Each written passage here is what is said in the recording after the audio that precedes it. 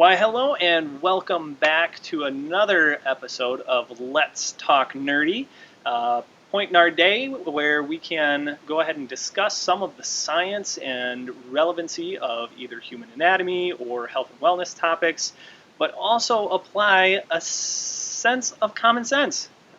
We need to sometimes break down that idea that everything needs to be segmented and very specific, and the body only works if we look at each and every single component by itself.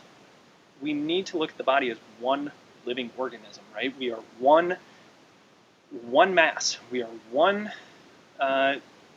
anatomical piece. So the 12 systems all work together in order to help us live a better life, right? So we are using each one of those systems in our body to promote longevity, to promote health, as long as we're taking care of it.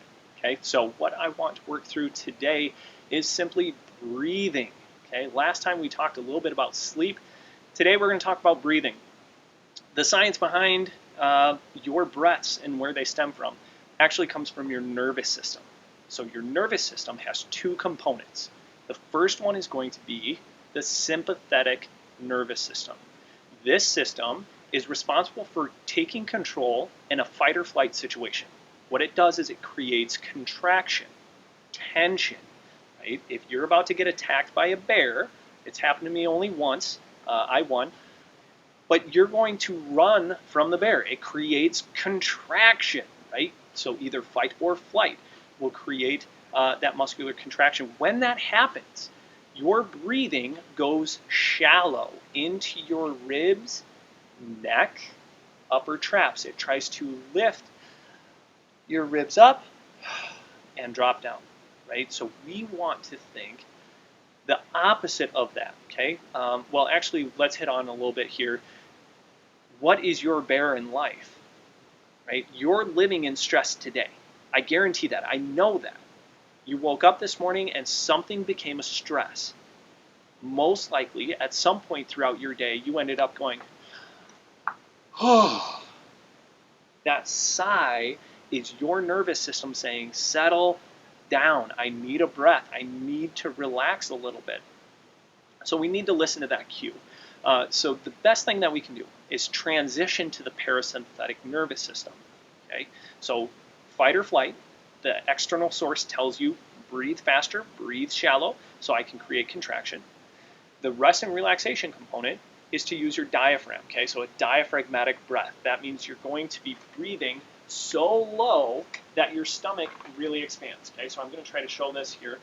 I should not breathe up here in my ribs, okay, up in my chest. What I want to do is breathe down in my belly. It's like there's a balloon at the bottom of your esophagus. So when you breathe in, that expands. When I breathe out,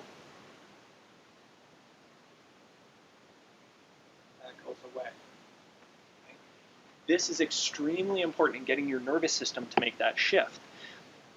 An external stimulus can control your breathing, but your breathing can also control the external stimulus and how your brain responds to it. This is why we tell children, take a deep breath, because they get worked up and anxious and all this problem.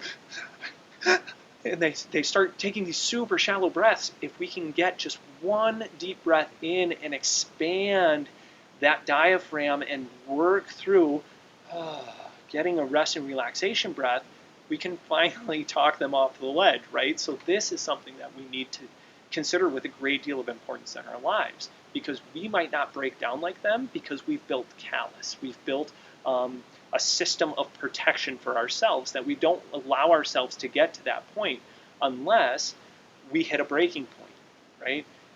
Let's not hit that breaking point. Let's make it a habit every single morning, every single night, okay? Take a deep breath for 2 minutes, okay? As much in as you can get and as much out as you can get. I actually did an exercise the other night, seeing how few breaths I could take in 1 minute. 1.5. It was taking 40 seconds to get a full breath in and a full breath out, right? Just one rep was 40 seconds. And that was as deep as I could actually get my capacity, filling my lungs completely, and then resting that out nice and slow. Think about that. Your nervous system needs the time to settle down and relax. If you don't do that, tying into our sleep component, you can't fall asleep easily because you're not getting into your rest and relaxation. We lay in bed going, what a day, or we hold the tension in our chest and our neck and our shoulders, and you're not going to get that deep breath. You're not going to see how that changes into rest and relaxation. So, breathe better to reduce your stress and sleep better. This is today's Let's Talk Nerdy, and we will talk to you next week. Thanks, guys.